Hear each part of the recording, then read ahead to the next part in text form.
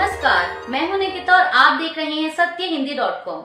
चलिए एक नजर डालते हैं अब तक की सुर्खियों पर। मीडिया रिपोर्ट्स के मुताबिक मेरठ जनपद के सिवाल खास विधानसभा के एक गांव खानपुर से मामला सामने आया है कि खानपुर गांव के 25 से 30 मुस्लिम परिवार मेरठ की तहसील परिसर में बैठे हुए हैं और प्रशासनिक अफसरों से इंसाफ की मांग कर रहे हैं।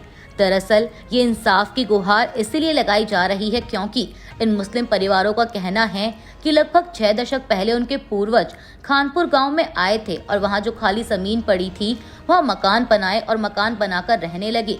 इस बीच लगभग पिछले 15 दिन से ग्राम पंचायत की ओर से एक फरमान जारी हुआ जिसमें कहा गया है कि सुप्रीम कोर्ट का आदेश है कि तालाब में जिसके मकान हैं वो मकान ध्वस्त किए जाएंगे और केवल आदेश ही नहीं बल्कि 3 दिन के अल्टीमेटम के बाद बुलडोजर भी चला दिया गया। कुछ मकान ढहा भी दिए गए। हालांकि महिलाएं और बच्चे वहां बिलखते रहे। वहीं जब उन मुस्लिम परिवारों ने ग्राम पंचायत से कहा कि अगर ये तालाब की भूमि है तो हमें कुछ जमीन ग्राम पंचायत की ओर से रहने के लिए दे दीजिए ताकि हम और हमारा परिवार वहां रह सके, लेकिन इस बात को लेकर ग्राम पंचायत ने साफ मना कर दिया कि उनके पास कोई ऐसी भूमि नहीं है जिस पर मकान बनाया जाए। अब हालात ये हैं कि वो 25 से 30 मुस्लिम परिवार मेरठ तहसील के प्रांगण में प्रशासन से इंसाफ मांगने के लिए बैठे हुए हैं।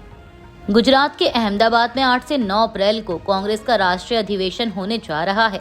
इससे पहले कांग्रेस नेता सचिन पायलट ने रविवार को कहा कि पार्टी में पीढ़ीगत बदलाव की प्रक्रिया चल रही है।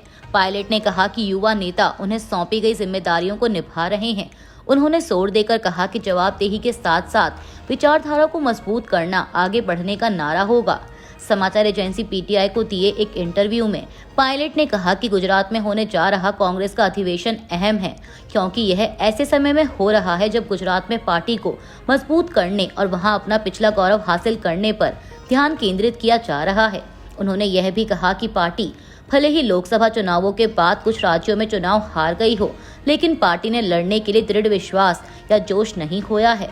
वहीं अधिवेशन में हिस्सा लेने के लिए अहमदाबाद पहुंचे कांग्रेस नेता पवन खेड़ा ने कहा कि आने वाले दिनों में बहुत कुछ बदलेगा, मौसम बदलेगा, फिजा बदलेगी और सरकार भी बदलेगी। कांग्रेस, आम आदमी पार्टी और एआईएमआईएम के बाद अब आरजेडी भी वक्फ संशोधन कानून के खिलाफ सुप्रीम कोर्ट जाएगी। आरजेडी सांसद मनोज झा ने बताया कि उनकी पार्टी सोमवार को याचिका दायर करेगी। उन्होंने कहा कि आरजेडी की ओर से पहली याचिका कल दायर होगी। आरजेडी के अंदर अलग अलग समाज और समुदाय का प्रतिनिधित्व करने वाले लोग भी सुप्रीम कोर्ट जा रहे हैं। मनोज झा ने कहा कि वक्फ संशोधन कानून के मूल चरित्र में संविधान का हनन है, सौहार्द को खत्म करने की साजिश है। तो अगर संविधान खत्म, सौहार्द खत्म तो बचा क्या? शून्य। उन्होंने कहा कि हमें यकीन है कि माननीय सुप्रीम कोर्ट हमेशा की तरह जो लोगों के अंदर निराशा का भाव है उसको एड्रेस करेगा। वक्फ संशोधन विधेयक को राष्ट्रपति की मंजूरी मिलने पर मनोज झा ने कहा कि ये एक रूटीन है। राष्ट्रपति ने वो किया जो एक प्रक्रिया का हिस्सा होता है और हम वो कर रहे हैं जो हमारा अधिकार है। मैं ये बार बार कह रहा हूँ कि संसद से पास किए गए बिल न्यायालय तो छोड़िए, सरकार को स्वयं भी वापस लेने पड़े हैं। क्या हम भूल गए किसान कानूनों का क्या हुआ? जन दबाव सबसे बड़ा दबाव होता है, लोक शक्ति सबसे बड़ी शक्ति होती है। प्रधानमंत्री नरेंद्र मोदी श्रीलंका का दौरा पूरा कर आज रविवार को तमिलनाडु पहुंचे, जहां उन्होंने रामेश्वरम के रामनाथपुरम में न्यू पंबन ब्रिज का उद्घाटन किया और तमिलनाडु के विकास की बात की। इस दौरान उन्होंने तमिलनाडु की डीएमके सरकार और मुख्यमंत्री एमके स्टालिन पर भी जमकर निशाना साधा और कहा कि कुछ लोगों की हमेशा रोते रहने की आदत होती है। पीएम मोदी ने कहा कि विकसित भारत के सफर में तमिलनाडु का बहुत बड़ा रोल है। मैं मानता हूं कि तमिलनाडु का सामर्थ्य जितना अधिक बढ़ेगा, भारत की ग्रोथ उतनी तेज होगी। बीते दशक में तमिलनाडु के विकास के लिए 2014 की तुलना में 3 गुना ज्यादा पैसा केंद्र की ओर से दिया गया है। इसके बावजूद भी कुछ लोगों को बिना कारण रोते रहने की आदत है, वो रोते रहते हैं। 2014 से पहले रेल प्रोजेक्ट के लिए हर साल सिर्फ 900 करोड़ रुपए ही मिलते थे, लेकिन इस वर्ष तमिलनाडु का रेल बजट 6000 करोड़ रुपए से अधिक है और भारत सरकार यहाँ के 77 रेलवे स्टेशन को मॉडर्न भी बना रही है। इसमें रामेश्वरम का रेलवे स्टेशन भी शामिल है। अमेरिकी राष्ट्रपति डोनाल्ड ट्रंप के सहयोगी एलन मस्क ने उम्मीद जताई है कि अमेरिका और यूरोप के बीच जीरो टैरिफ की स्थिति बनेगी। शनिवार को इटली के उप प्रधानमंत्री मत्तेओ सलीनी के साथ लाइव चर्चा के दौरान मस्क ने कहा कि मुझे उम्मीद है कि इस पर सहमति बनेगी कि यूरोप और अमेरिका दोनों को जीरो टैरिफ की ओर बढ़ना चाहिए, जिससे यूरोप और अमेरिका के बीच मुक्त व्यापार हो सके। उन्होंने कहा कि यूरोप और उत्तर अमेरिका के बीच लोगों को आवागमन में अधिक छूट मिलनी चाहिए। यह निश्चित रूप से राष्ट्रपति को मेरी सलाह रही है। टैरिफ के अलावा एलन मस्क ने यूरोप की दमनकारी नीतियों की भी आलोचना की। उन्होंने कहा कि इन नीतियों ने नया व्यवसाय शुरू करने के लिए यूरोप को एक खराब जगह बना दिया है। अमेरिकी राष्ट्रपति डोनाल्ड ट्रंप ने 2 अप्रैल को दुनिया भर के कई देशों पर रेसिप्रोकल टैरिफ लगाया था और ट्रंप के इस कदम का असर दुनिया भर के शेयर बाजारों में देखने को मिला है। इसके अलावा ट्रंप के खिलाफ प्रदर्शन भी हो रहे हैं। अमेरिकी राष्ट्रपति ट्रंप की नीतियों के खिलाफ हजारों लोगों ने प्रदर्शन किया।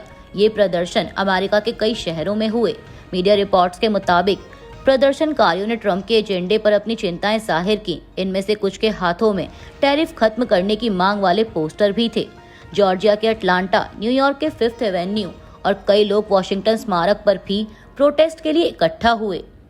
वक्फ संशोधन बिल पर बनी संयुक्त संसदीय समिति यानी जेपीसी के चेयरमैन जगदम्बिका पाल ने वक्फ पर सोनिया गांधी, राहुल गांधी और प्रियंका गांधी के रुख की आलोचना की है। जगदम्बिका पाल ने कहा कि अगर यह असंवैधानिक कानून था तो देश की संसद में राहुल गांधी को क्लॉज बाय क्लॉज कहना चाहिए था कि ये जो संशोधन हो रहा है उसका ये सेक्शन असंवैधानिक है। वक्फ के संशोधन में राहुल गांधी ने ना कोई सुझाव दिया, ना कोई आलोचना की और ना कोई तर्क दिया। ना कोई तर्क प्रियंका ने दिया और ना कोई तर्क राज्यसभा में सोनिया गांधी ने दिया।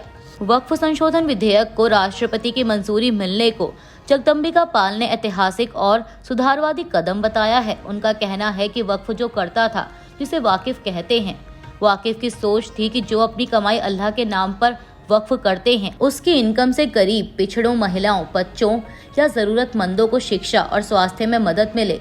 उन्होंने कहा कि सबसे अधिक संपत्ति के मामले में वक्फ देश में तीसरे नंबर पर था, फिर भी उनके पास कोई यूनिवर्सिटी, मेडिकल या इंजीनियरिंग कॉलेज नहीं थे। इसका फायदा वक्फ बोर्ड के केयर टेकर को मिलता था।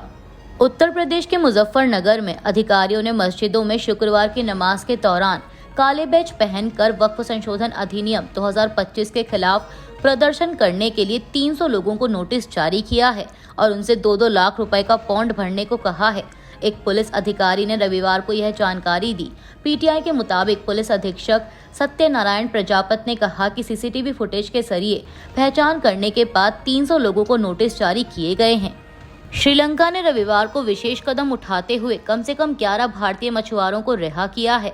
यह कदम प्रधानमंत्री मोदी द्वारा मछुआरों के मुद्दे को मानवीय दृष्टिकोण से हल करने की वकालत करने के एक दिन बाद उठाया गया। आपको बता दें कि शनिवार को प्रधानमंत्री मोदी और श्रीलंका के राष्ट्रपति अनुराकुमारा दिसानायके के बीच वार्ता के दौरान मछुआरों का मुद्दा प्रमुखता से उठाया गया।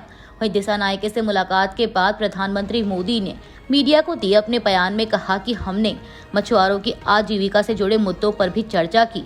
हम इस बात पर सहमत हुए कि हमें इस मामले में मानवीय दृष्टिकोण अपनाना चाहिए। ब्रिटेन के विदेश मंत्री डेविड लैमी ने इसराइल में लेबर पार्टी की 2 सांसदों को एंट्री नहीं दिए जाने की आलोचना की है। उन्होंने इसराइल के इस कदम को अस्वीकार्य, प्रतिकूल और घोर चिंताजनक बताया है। लैमी ने बताया कि विदेश मंत्रालय दोनों सांसदों के संपर्क में है।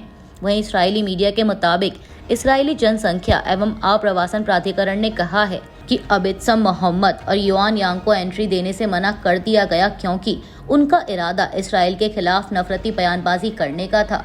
अब इस पूरे घटनाक्रम पर ब्रिटेन के विदेश मंत्री डेविड लैमी ने कहा कि मैंने इस्राएली सरकार के अपने समकक्ष से स्पष्ट तौर पर कहा है कि यह ब्रिटेन के सांसदों के साथ सही बर्ताव नहीं है।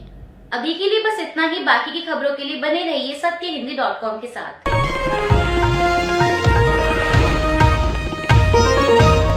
Copyright disclaimer under Section 107 of the Copyright Act 1976. Allowance is made for fair use for purposes such as criticism, comment, news reporting, scholarship, and research.